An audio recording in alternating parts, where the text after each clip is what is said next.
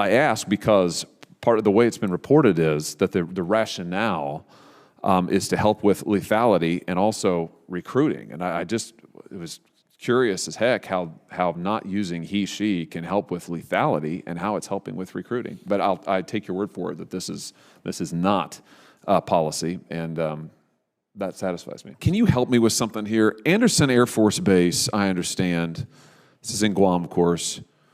Leaders there recently received an official email that prohibited them from using pronouns or descriptors like he, she, youngest, oldest, male, or female.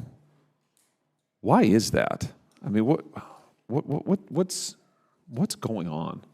Senator Hawley, thank you for that question. Actually, that is, we've been talking a lot about that because it was an email, from my understanding, that went out locally from one of the commanders there, and I don't remember at what level. I don't know if it was a group commander or the wing commander there.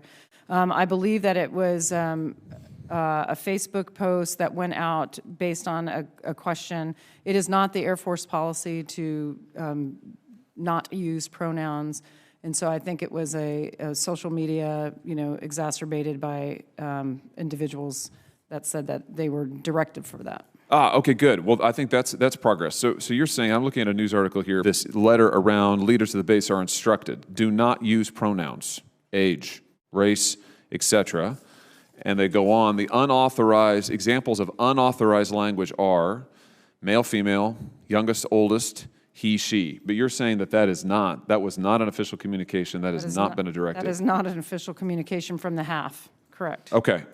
And so your position to me is today that is not policy and that they have not been so instructed. That is correct. This is a social media policy. kerfuffle. I mean, this is not real. It's not happening. I don't know if it's not happening, but it is not an official policy from the Department of the Air Force. Okay.